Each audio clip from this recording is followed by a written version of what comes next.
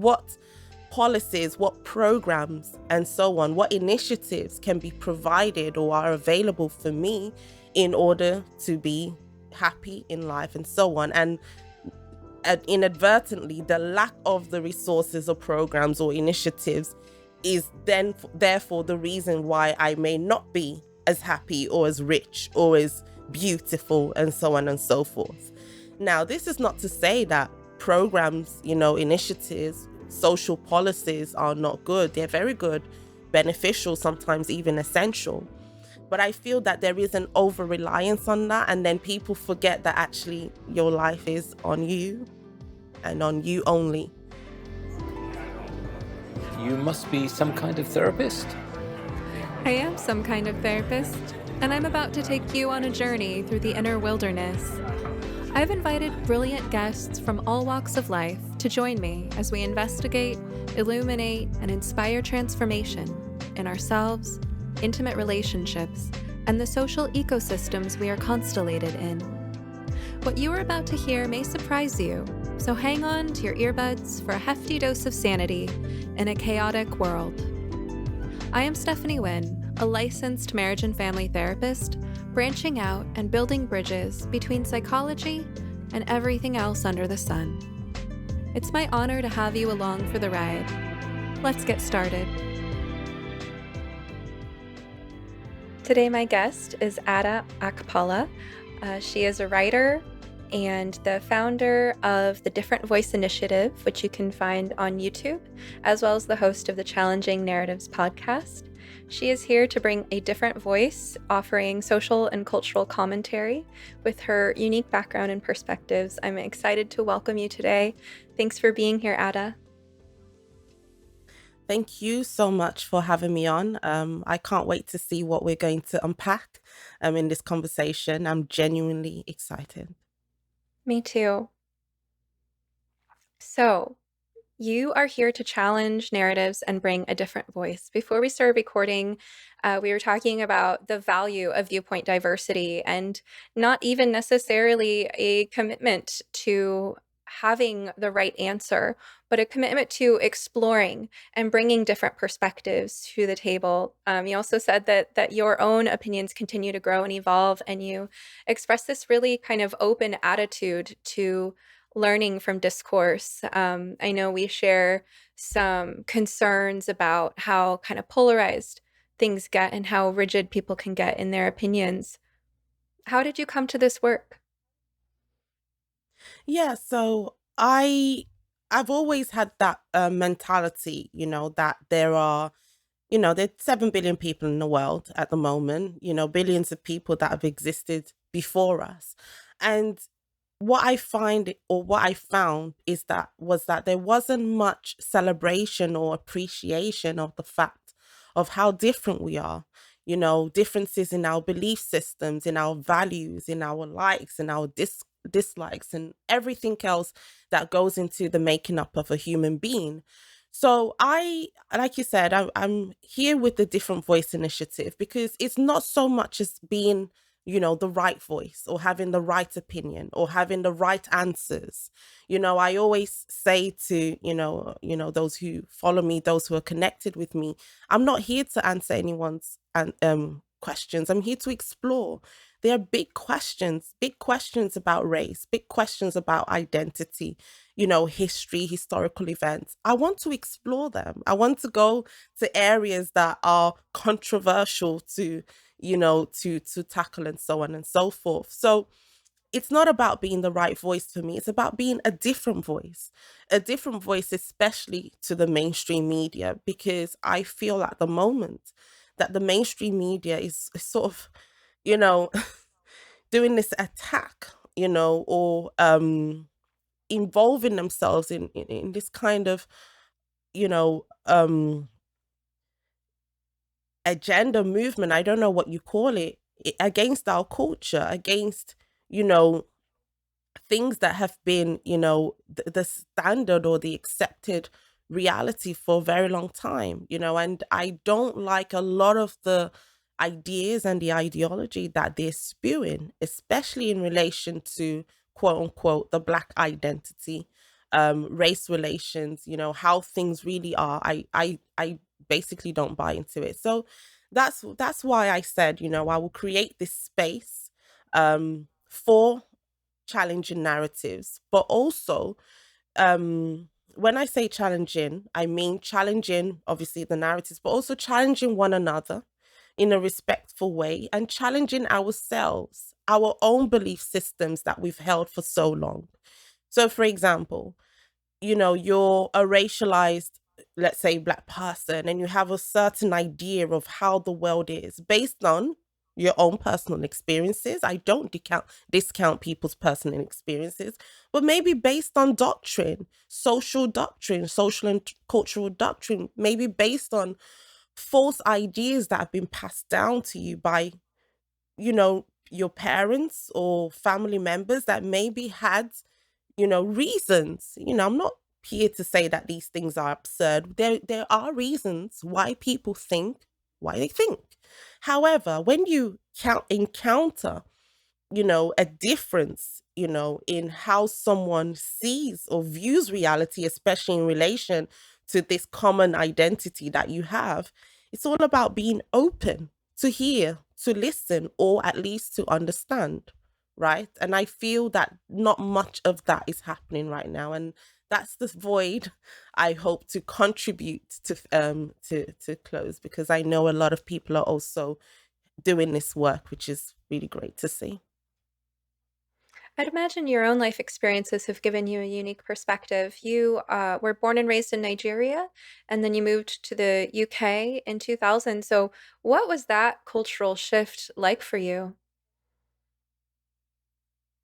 So that's one of the main reasons that my mentality is sort of built the way it is, because Nigeria is definitely more individualistic than it is here. There isn't this thing of group identity politics. Anyway, though it is a tribal nation and we do have our tribes and there are groups, but there isn't this play on identity politics to try and pit one group against the other, or say that one group is responsible for another group's sort of misfortune. Especially with I haven't lived there for a long time, and I've been there sporadically, but the main difference I saw is especially in the governmental style. So in, I wouldn't say the West, but definitely in the UK, and watching over here, I see it happening in the US. There seems to be this reliance, on what the government can do for me. What can the government do for me to be able to raise my children well? What can the government do for me so that I can be able to be happy at work? And so even happy at home? What policies, what programs, and so on, what initiatives can be provided or are available for me in order to be happy in life and so on? And inadvertently, the lack of the resources or programs or initiatives is then therefore the reason why I may not be as happy or as rich or as beautiful and so on and so forth. Now, this is not to say that programs, initiatives, social policies are not good. They're very good, beneficial, sometimes even essential. But I feel that there is an over reliance on that. And then people forget that actually your life is on you and on you only. You know, of course, everyone has, traumatic experiences.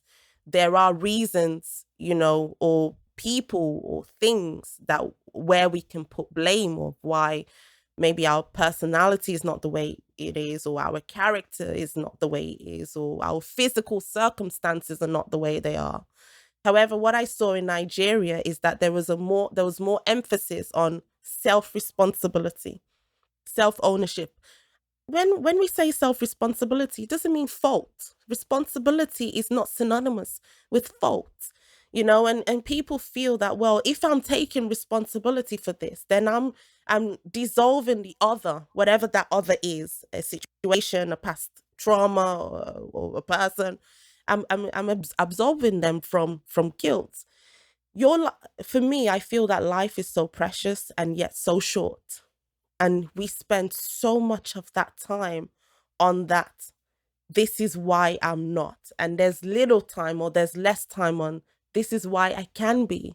This is what could be if there's so much self empowerment in that. And I see that happening more in the culture of Nigeria. Not to say that we don't have our problems, we have a lot. But that is one thing I appreciate. That is one of the best things, I gained from that culture. And, we see it, we love data nowadays, right, in our culture, but we see this reflected in the data on the data. We see this reflected in the stats, right? Nigerian women, men, we dominate when it comes to the socioeconomic ladder, right? In terms of employment, entrepreneurship, and so on and so forth. Yeah, yeah. So, it's frustrating for me and it's frustrating for, I guess, some people that encounter me that feel that I'm some kind of, betrayal to my identity or a denier of who I really am. And that in itself is an insult to me because the only person that can know who I am is myself and not any socially constructed, label carrying in itself its own ideological and political ideas or elements in it. But yes, I, you know, the thing is, so, I kind of rolled my eyes when you mentioned self responsibility being a white thing because it reminded me of something I was reading or watching. It was a while ago, so I can't fully remember who it was that was giving this talk or lecture. But it was about, the five P's that are apparently white supremacists. Well, not even white supremacist traits, but just white traits, just white standards. And it was things like, promptness and being prepared. And like you mentioned, punctual, which was one of them. And, I was just thinking, what do these people think?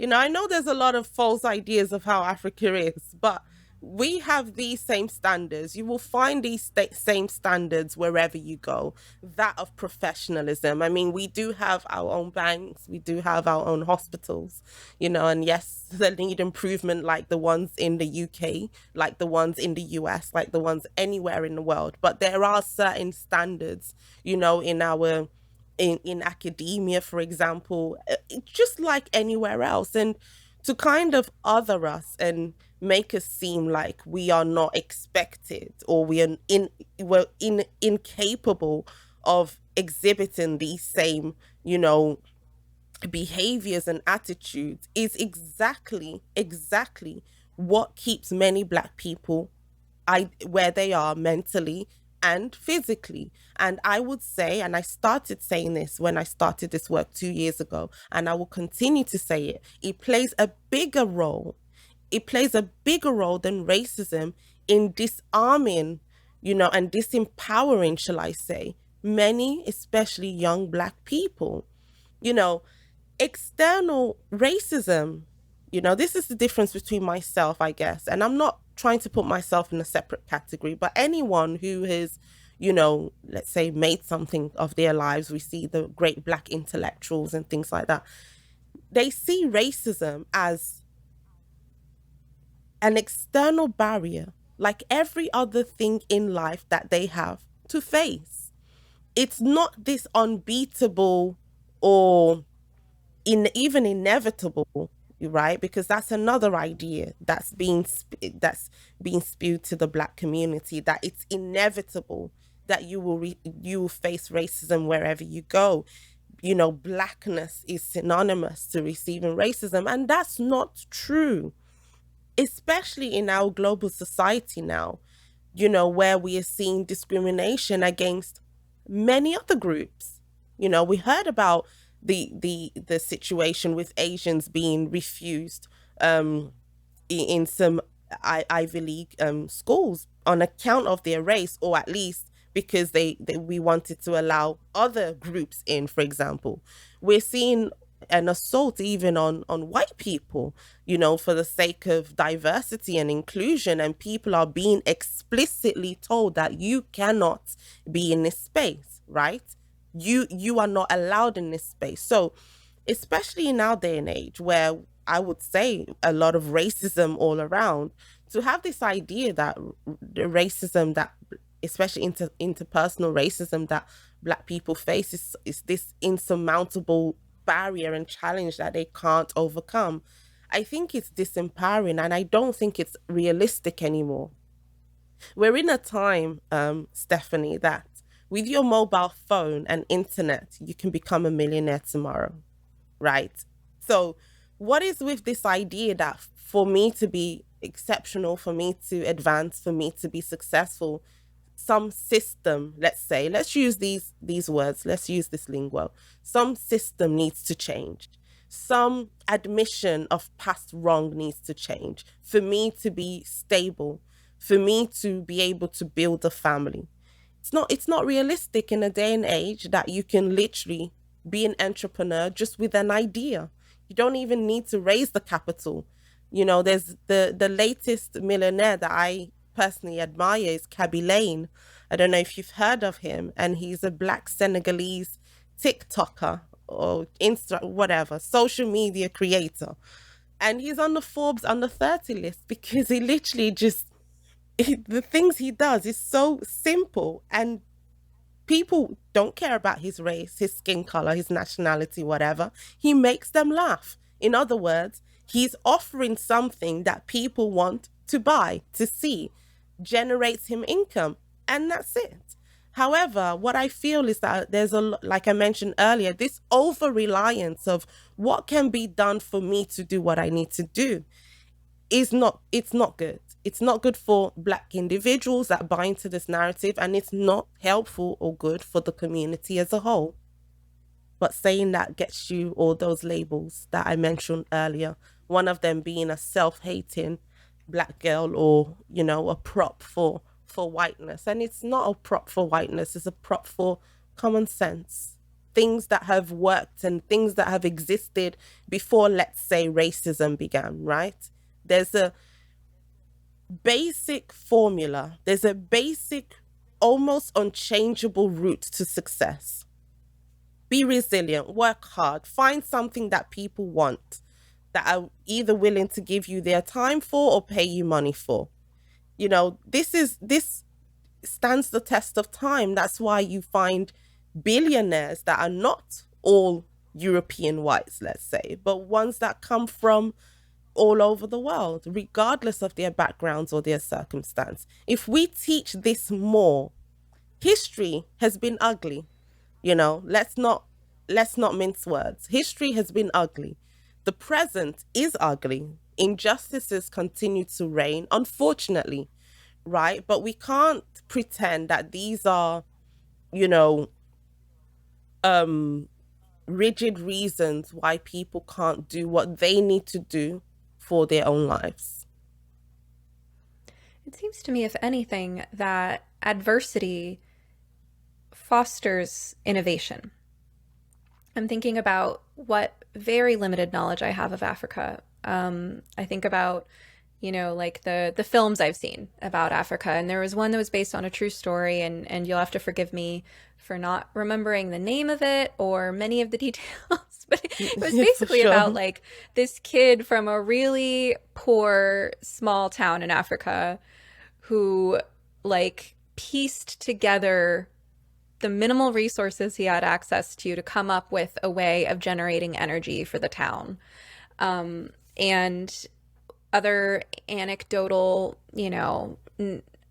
stories that I know of from Africa, like they're stories of kids who don't have access to education, or they have to like walk 10 miles each way to get an education, but they value it so much. And maybe their library has 100 books in it, but they read every single one of those books. And of course, that's just, a very small representation of a huge place. But those are just a few examples of how throughout human history, sometimes we make more with less. And when our survival is really truly on the line, the higher the stakes are, the less we indulge in, sitting around feeling sorry for ourselves, and the more it just kind of lights that fire to do something. So I'm curious about your experience. I don't know, like what part of Nigeria you grew up in, whether it was like small town or big city. What kind of access to education was there, and how did people relate to the opportunities that they had? Yeah, so the first thing I will say is because you mentioned adversity brings that innovation, and I think that's true. And I would say further that adversity brings or is a good guarantee of success. Why? Because adversity builds character, and you need characters to be successful. And when I'm talking about success, I don't mean rich. I mean success as as a whole individual. The five elements of what makes a great life, which does include the financial aspect, but includes having a good community around you, your family, a good stable family. It doesn't mean or necessarily mean the conventional family, even if you have one parent in that family, but it's to have stability instead of chaos and disorder, right? Having a good health, right? What's riches and money without having a good health, right? Having a good mindset, having a healthy, I would say, soul, inner being, being content with who you are, right? You don't need to be the greatest looking person, but it's you having that confidence, quiet confidence, by the way, in who you are. And, it's that is what I mean when I talk about success. And adversity builds that because that's how you learn. The most successful people, I'm not preaching anything new, are those who have been through hell and back, those who have failed time and time again. Adversity, inner and external adversity, and being able to deal with that, right? You work in the therapy world, and I feel that a lot of people, that have that mental, strength, it's almost as if they're not able to handle themselves anymore. And that's one of the reasons why they're easily swayed by all these narratives anyway, and false ideas and all these ideological trends in the first place, because there isn't that self mastery anymore. There isn't that willingness to do that, right? But in terms of where I grew up, I was actually very, very, and I'm not, it wasn't was, I am very fortunate, in terms of the standard of living I had in Nigeria. I always say, in fact, my standard of living in Nigeria was a little bit better because of that full community support. And, there's surgeons and doctors and lawyers and teachers in my immediate family. So, there was from, very young, I was always told about, the importance of education, very, very well, if you know my culture, the importance of education, and the importance of working hard, the importance of not, there were no excuses. It's very funny because in Nigeria, I was actually one of the dumbest in my class, right? And there was no excuse, there was no I just didn't get the work. And there wasn't labeling on me, it was just, you're going to get the work, or you're going, there wasn't another option. And obviously, though, that attitude and that spirit stayed in me, was embedded in me, that when I came to the UK, I was actually I was the smartest person in my class, in many ways. And the school I went to, it was definitely more advanced than the school I came to in the UK, right? Very, very ironic. But so I've had different kinds of adversity, but definitely not one of poverty or sheer poverty. Where there's no food to eat. There were differences in terms of being able to do things for yourself. So, for example, we would have like wells, I don't, well, you wouldn't know, but we would have a well where we would need to go and get water and boil the water to have drinking water, just things like that. Even though we were very well off, there would be moments that your electric would just go because of how the energy system is in Nigeria, and you would have to go out and have your generators and things like that. So it was very, very, very different.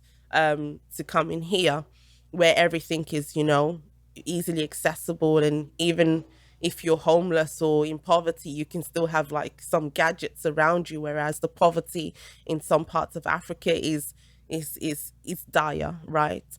So that was kind of the difference between there and here. um yeah. If you were to come to me as a client and tell me you were feeling grumpy, irritable, lethargic, stressed out, or unfocused, I'd want to do a thorough assessment of your lifestyle. And one of the first elements we'd look at is the quality and quantity of your sleep. You need at least a good 7 hours of refreshing sleep every night in order to be your best self. There are many things that can get in the way of that. A demanding job, a new baby, or just plain bad habits, for example. But if you're having difficulty falling or staying asleep for the simple reason that you're too hot, you're too cold, or you and your partner don't agree on the temperature, look no further. I have just the thing for you. And since this is not therapy but a podcast, I can actually sell you stuff. So I'm going to genuinely recommend that you check out the Pod Pro cover by 8 Sleep. It's the most advanced solution on the market for thermoregulation. The cover can adjust the temperature on each side of the bed individually for you and your partner based on your sleep stages, biometrics, and bedroom temperature, reacting intelligently to create the optimal sleeping environment. Personally, I have mine set to run on autopilot so that my bed is warm when I get in, cool in the middle of the night, and warm again when it's time to wake up. I sleep very soundly this way. Improving your sleep is one of the best investments you can possibly make in your overall well-being, the quality of your work, and the lives of the people you touch. So go to 8sleep.com to check out the pod and use the code SOMETHERAPIST at checkout for up to $200 off your purchase. Even if they're already running another sale, this code will get you an additional $50 off. And to my listeners around the world, 8sleep currently ships not only within the USA, but also to Canada, the United Kingdom, select countries in the European Union, and Australia. All right, now back to the show. So let me straw man your position from the devil's advocate, right? I can hear someone who's really bent on making everything suit their narrative, take what you're saying, and what I'm saying for that matter, and turn it around and say, you just want to make life harder for Black people. You're saying that adversity builds character, therefore we shouldn't even try to eliminate problems for minorities. We shouldn't try to make systemic improvements. Now, I don't think that's what you're saying, but I just want to represent that perspective. That's why it's good you said that, because I do think that there are gaps, let's say in the system that need there's always need for improvement. I'm always a big believer that you should always look at the overall, why, for example, does this group fare worse? I don't have a problem with that, but the problem is the reasons that people give. So for example, there's income inequality between, let's say, South Asians and white British, and it's because of racism. Well, no, that's actually a lazy answer, because the first thing, culture exists. Race isn't real, culture is, right? Why don't we look at the real thing first, which is that? So for example, what are the dynamics in some South Asian culture? Now, growing up with a lot of South Asians, because of where I lived in a town called Birmingham, I got to know their culture very well. And for example, the women look after the children. They stay home generally. I'm not saying that's everyone, but they do that. So that will have a ripple effect in the workforce, with less women being there, for example, which will have an effect on the overall income amount of each group, right? The white British culture doesn't have that idea. It's a very individualistic, women power, feminist kind of thing. So of course that will reflect in that as well, but we don't look at that. So that's where my issue lies. Systemic behaviors, I feel that this is an easy cop out to actually look at what could actually be a bigger issue.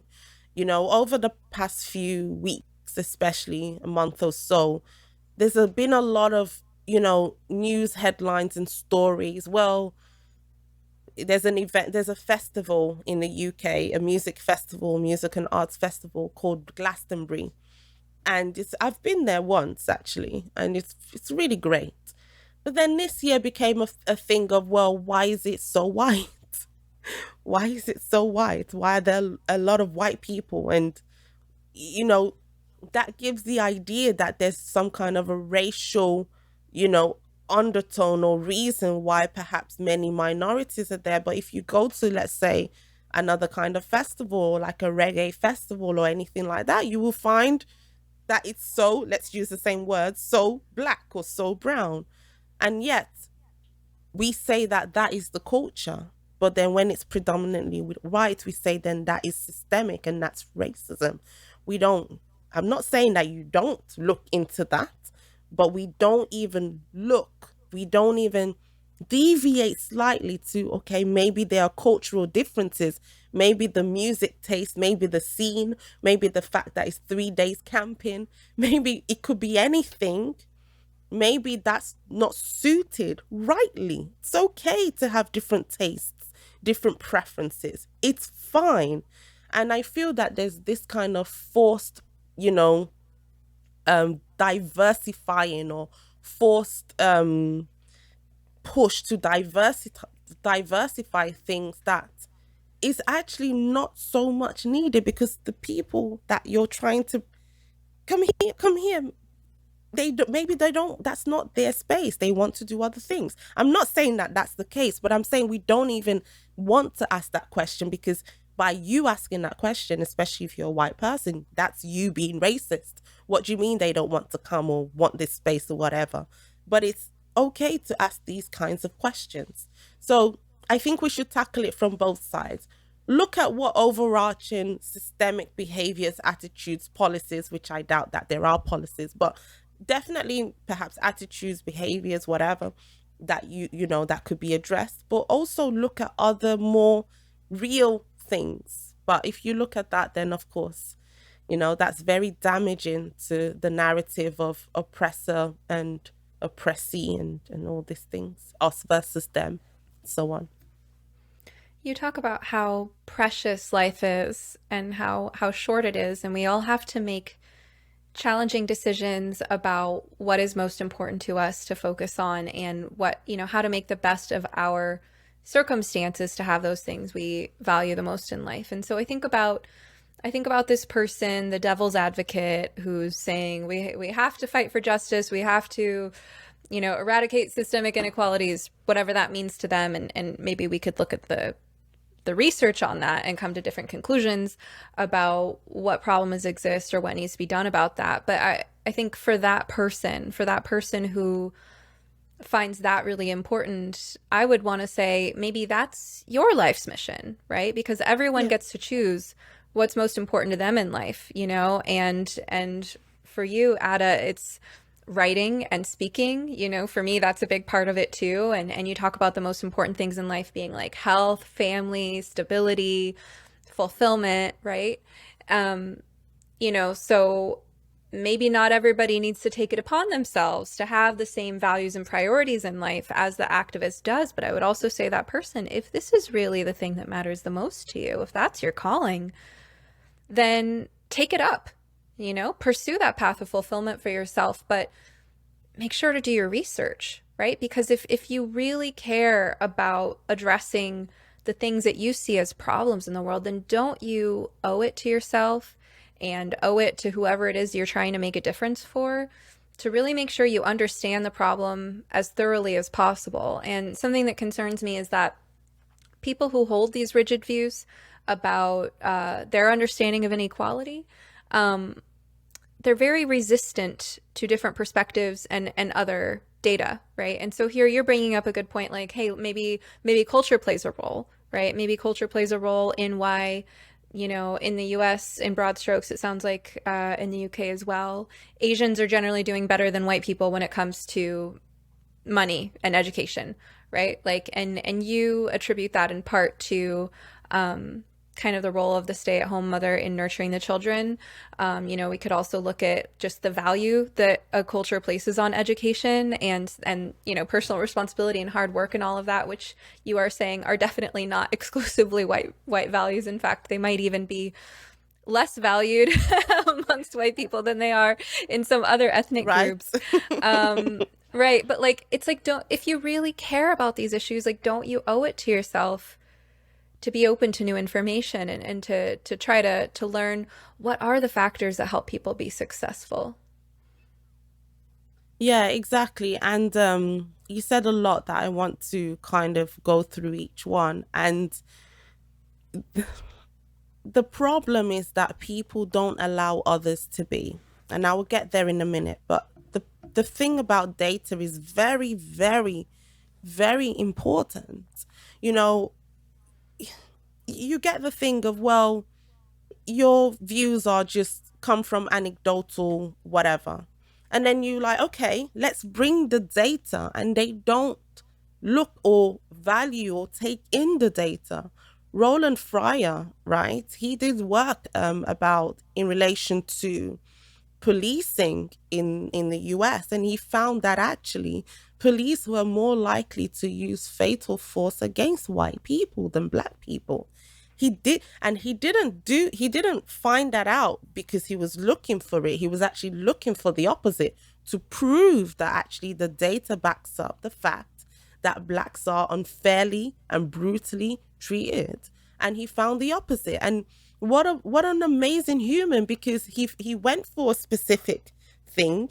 The data, right, showed him something different. Wow, I will go with the data. Forget my own experiences, because he told me, well, I hope to speak to him one day, but he mentioned that he has not had the best experiences with police, but the data showed something else. And so he went with the data. It doesn't mean that everything is all rosy for him, but he has what happened to him. Now he has more of a balanced view. He's not going to tell you that the police are great and, there's nothing that needs to be done there, but he's not going to tell you that the police are murderous and are hunting black people. And we're lacking that balance. Like myself, let's not be here and pretend that I've not gone face racist experiences or racist attitudes towards me. Of course I have, but has that been a barrier? That's the question we need to ask. Has that really been a barrier for me? And even in saying that, I feel that some people actually don't look at their own story and don't look at their own lives. I was listening to something just before speaking to you, and I was I was watching a panel of black people talk about how, we need more rights for black people in the UK. And it was really bizarre for me, because there's literally nothing that black people cannot or are not able to do.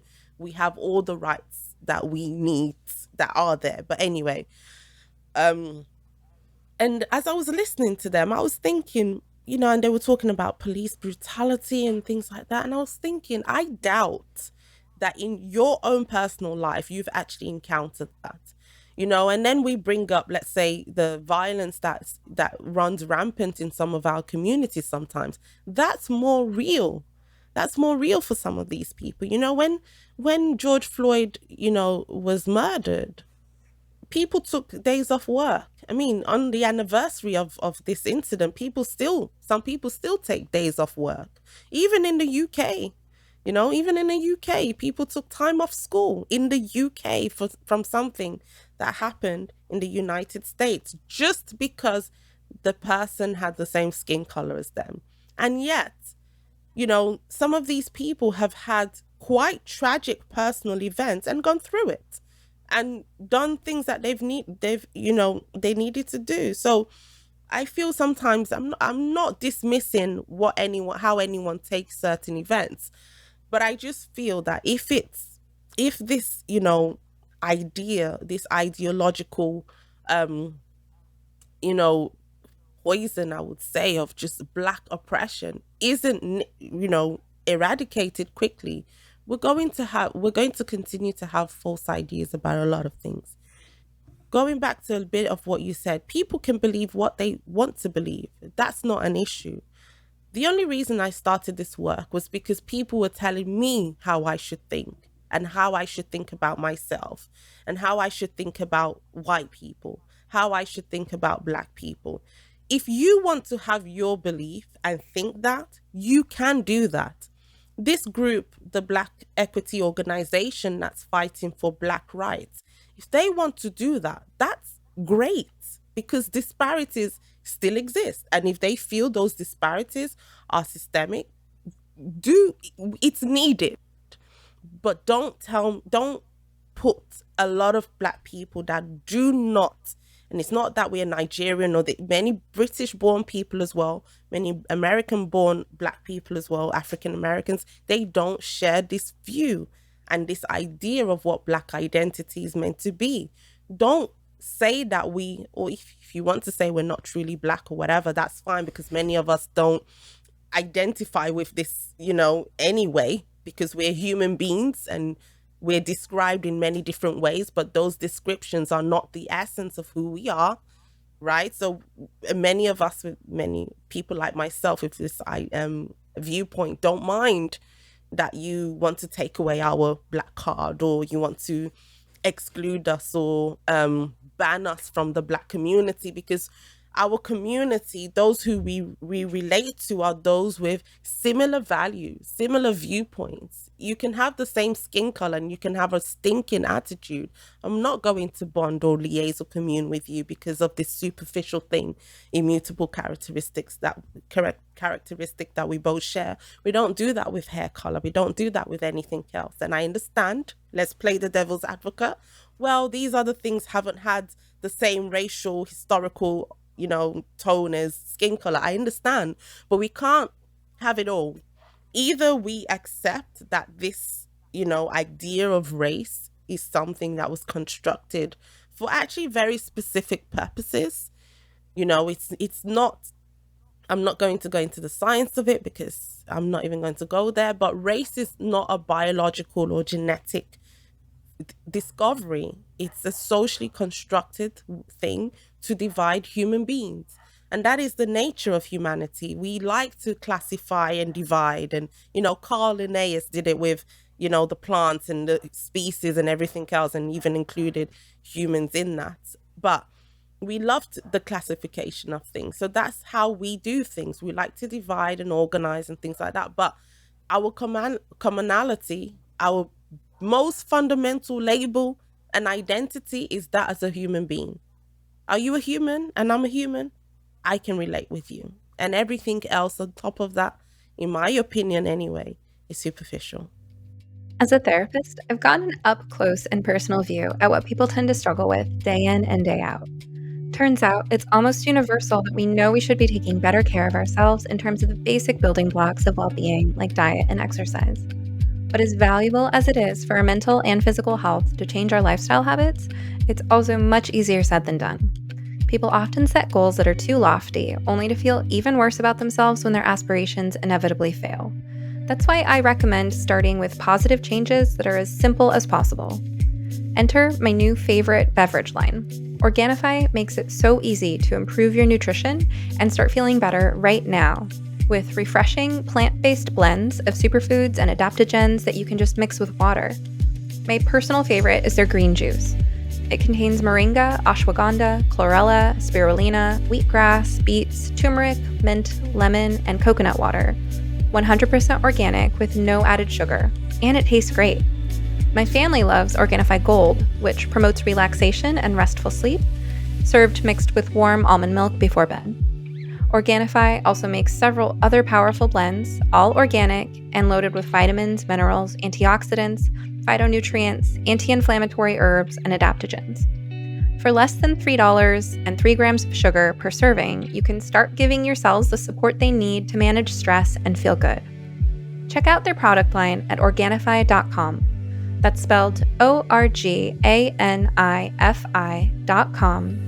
And use promo code SOMETHERAPIST to get 20% off your entire order. Your whole body will thank you.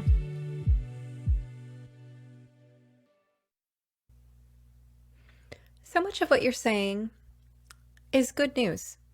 If we were worried about something, and then the evidence actually says, whether that evidence be anecdotal or robust data, which a lot of it is, actually this isn't a problem. We were worried about this. So for example, you talk about some of the beliefs that are prevalent around police violence, and there's a belief that many people hold that we live in this time where Black people are basically being genocided by racist cops in droves. That is a myth, right? So what happens if we look at the data? We find out, oh, that's actually not the case. In altercations between police and suspects, white people are actually killed more often. I mean, that's not good news either. Ideally, like, It's nobody not. dies at the hands of police. Nobody, like, it's not the greatest news. But if we find out that, you thought it was tens of thousands of people dying a year and it's like a dozen, then, oh, hey, like, great news, right? And so many of these other things, like, let's say, the myth that self-responsibility on hard work are white values. That myth is, obviously I think it's a racist one, and it's stupid and overly simplistic. But, even if you take away all that, that myth therefore means we have a problem, because that means that in places where self-responsibility is a standard, Black people aren't welcome, or they won't thrive, or, in life goals where those would be advantageous traits while Black people are at a disadvantage. Well, then it would seem to be good news to find out actually that's not the case, right? It's not the case on the whole that self-responsibility and hard work and determination and punctuality and things that generally make a person successful are racist, right? Like, Black people can have those too. All these things should be good news, right? But I feel that we live in a time of such, like, hubris and lack of gratitude and reactivity and stubbornness that if you take somebody who believes one of these things and you say, actually, guess what? Good news. There's evidence to the contrary. Maybe this thing that you're worried about isn't actually a problem. We should be celebrating. Problem solved, or the problem didn't exist. I feel like they react in the opposite way. They kind of double down. How dare you say that?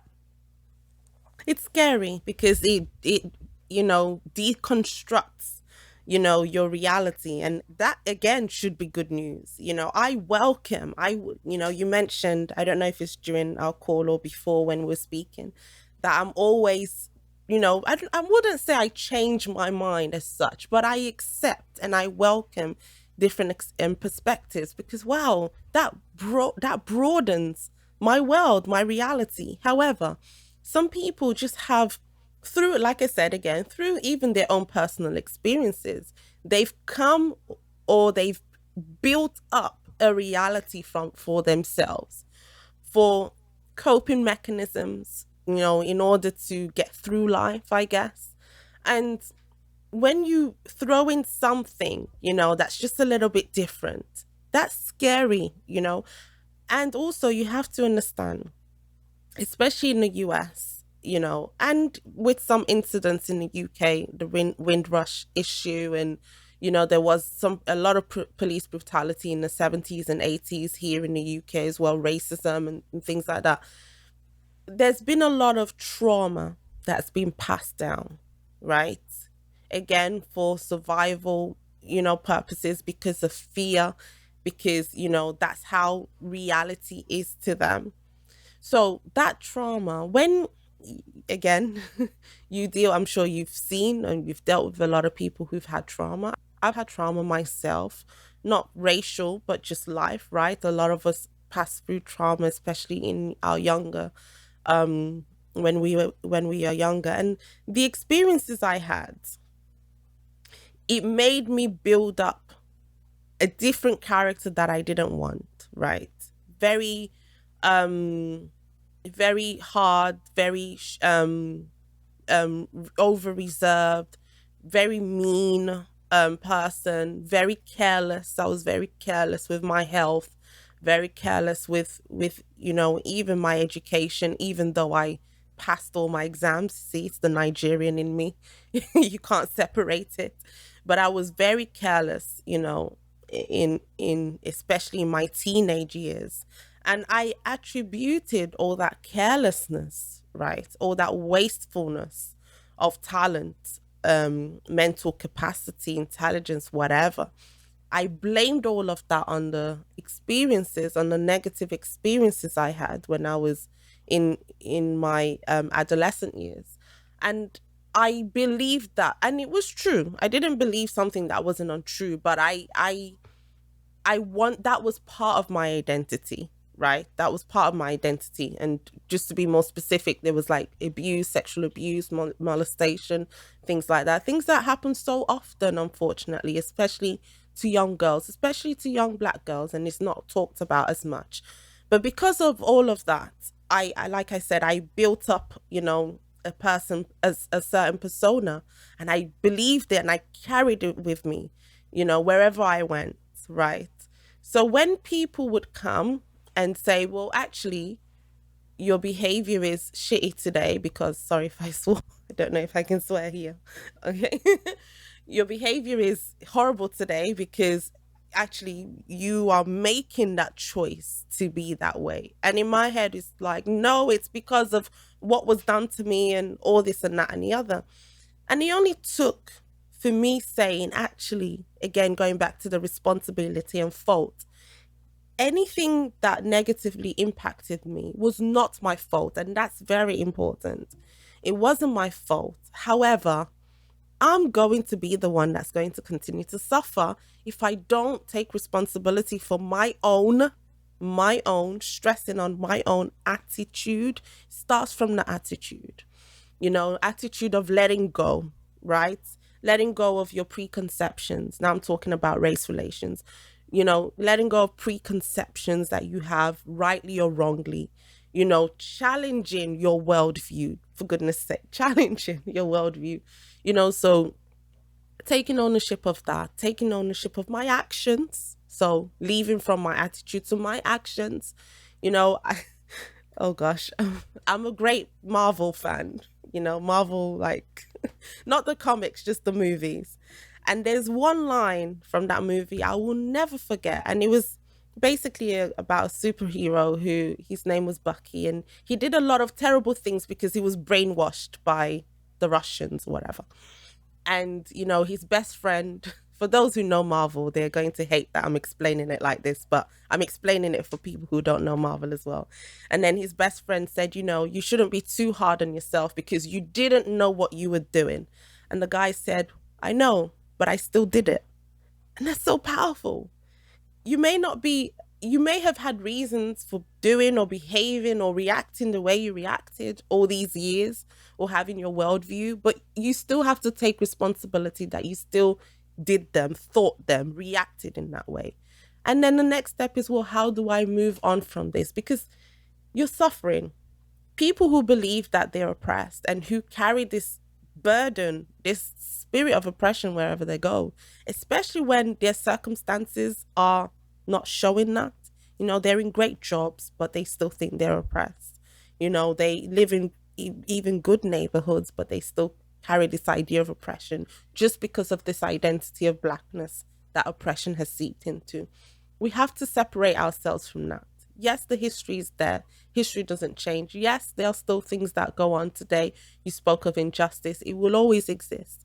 But it doesn't mean that we essentialize these things and make them the core of who we are and take that wherever we go.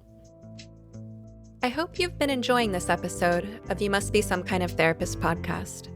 If you like what you're hearing, now's a great time to like, subscribe, follow, rate, review, or share.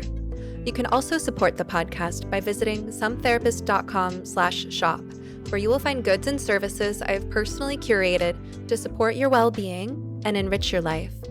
We're just building the shop, so check back periodically and feel free to suggest recommendations. All right, now back to the show. It is a burden to carry that weight of the struggle, and I heard you kind of describing the process of unburdening yourself from feeling like you had to remain forever attached to certain beliefs or habits or a certain personality, just because that made sense at one time in your life. There's a lightness in that.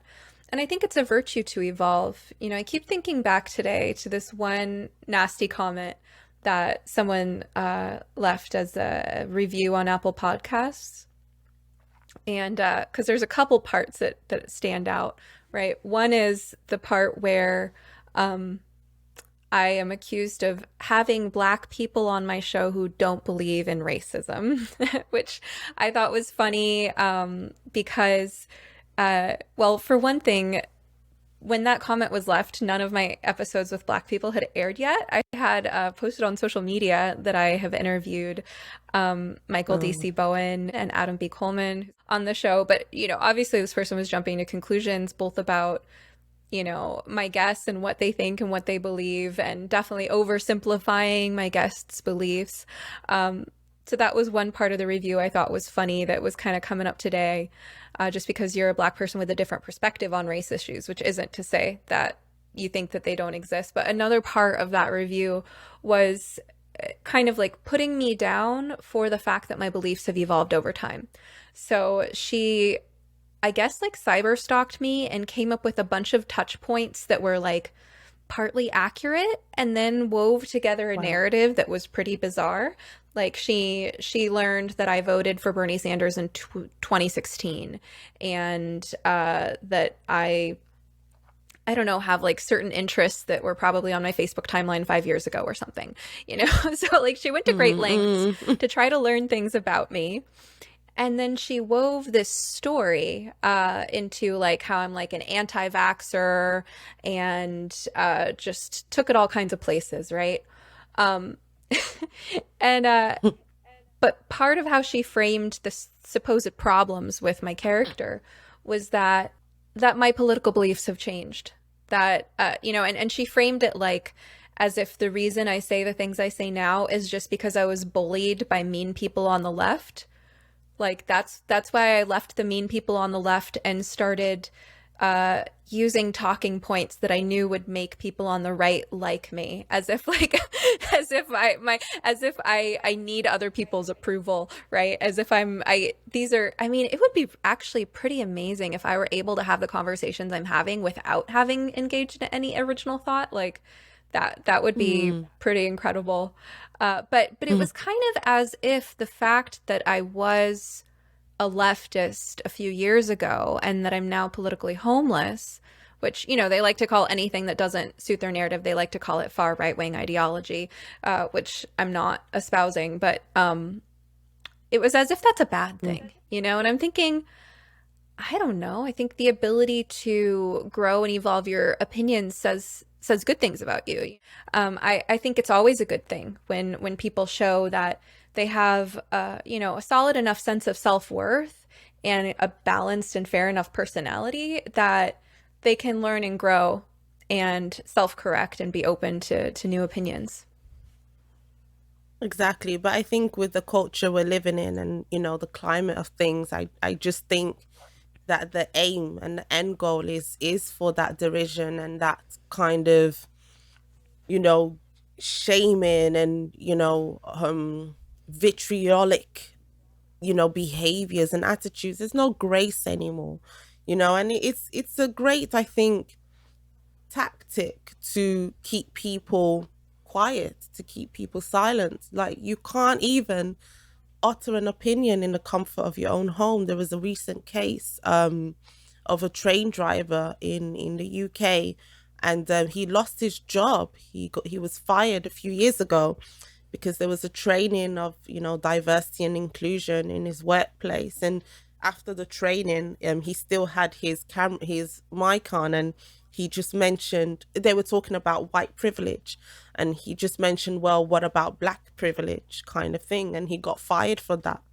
And it was, so he won the case, and he was reported that he was, you know, it was not right, he was unfairly dismissed. But I was just kind of laughing to myself in an ironic way of, Look, no ideology, no idea, no viewpoint, no concept is beyond commentary. Like, how are we getting to this point that you can't even, what about this or what about that, without you losing your job? It's not even, and he had a high position. He's been promoted a few times before all this. He was respected, but because the company wanted to save face and wanted to show something, that they're probably not on in on the root of things, they fired one of their best employees. And that's where we are. You can't have a little bit of a different, it's not even having a different opinion, just asking. You hold your opinions, you still support who you support politically, but just asking an opinion, a question gets you all the abuse and and things like that. That's why I always say to people, don't apologize. Yours was different because it was actually something that was, misinformation, whatever, and that was your choice and you did it. But people apologize for things that they are right in asking or saying. They apologize for that. They retract what they say, and that's not good. That's the thing that's not good. We must be, we're advancing in so many things, right? In AI, in technology, in all these things. And these basic things of actually knowing how to speak to one another, debate respectfully. It's like we're really going backwards in that. And how is that possible? So the future isn't looking good in that sense. I know that's pessimistic, but it's also realistic, unfortunately. Ada, it's been such a pleasure having you today. Thank you for sharing your beautiful mind with me and our listeners today. Thank you. And thank you for what you're doing. Thank you for challenging also the narrative and, certain ideas and viewpoints in what you're doing. And thank you very much for giving me this opportunity to share this space and this time with you. This is what I love doing the most. So I appreciate it. Tell our listeners where they can find you. My main home is differentvoice.uk. So that's where you'll find all about me. I'm not always the best in articulating exactly of everything that I do and what I'm about, what I stand for. So there you will see my values, my goals, my mission. You will read my articles. You will read articles from some of my friends. And yes, there's some resources as well. My latest mini guide is in relation to false claims of racism and the dangers of them. So I would invite people to check that out because I'm seeing definitely an increase of this. We have all these buzzwords of are we in a post-racial society and all these things. And, as I mentioned earlier, racism will always exist, but we cannot engage in a new kind of racism in hopes to try and combat any other kinds that we may be fighting. So I am seeing a lot of this attitude and, negative attitudes really against white people, even though it's being called fighting against whiteness and white supremacy and all these things. And no, we're not talking about white people, or we're not discriminating against white people. And there's so many cases of this affecting regular, generally well-meaning white people. And I'm definitely not of the opinion that all white people are racist or bad or evil or wicked, because such essentialist ideas that we saw in the past against other groups, such as this group are criminals, or these group are barbaric and whatever. It's the same game we're playing and we're calling it something different. So yeah, that's my latest work and article, and yeah, that's my main home. And then from there you find other places that I live digitally. So okay. And that also includes YouTube. You're on YouTube at Different Voice Initiative and Challenging Narratives podcast. But the main thing you're doing right now is focusing on writing. So I will look forward to updating my listeners when we have more information about that. Oh, lovely. Thank you. You're welcome. And can they follow you on Twitter? Yes, I'm on Twitter at _ Akpala, I think. And then Instagram is it's Ada Akpala. Instagram's really good. So I ask a lot of questions, do a lot of polls. So a lot of people share their experiences, very detailed, which I'm grateful for. Very personal, obviously all anonymous. So it is, my Instagram page is a good place for learning and discussing, with respect, so many different kinds of viewpoints all across the political and ideological spectrum. So you can find me there as well. Great. Thanks so much. Thank you. I hope you enjoyed this episode of You Must Be Some Kind of Therapist podcast with Stephanie Wynn, LMFT. This podcast is produced by Eric and Amber Beels at Different Mix. Special thanks to the talented musician Joey Pecoraro for our theme song, Half Awake. At sometherapist.com, you can find more information on any topic, guest, resource, product, or service you've heard of here today. You can also follow me on Twitter or Instagram at sometherapist. If you would like to ask a question, suggest a topic, be a guest, or invite me to speak, you can email us at hello@sometherapist.com. You can also send us a voice memo with your question, and we just might play it. Of course, just because I'm some therapist doesn't mean I'm your therapist. This podcast is not a substitute for medical advice. If you need help, ask your doctor or browse your local therapists online. And whatever you do next, please take care of yourself. Eat well, sleep well, move your body, get outside, and tell someone you love them. You're worth it.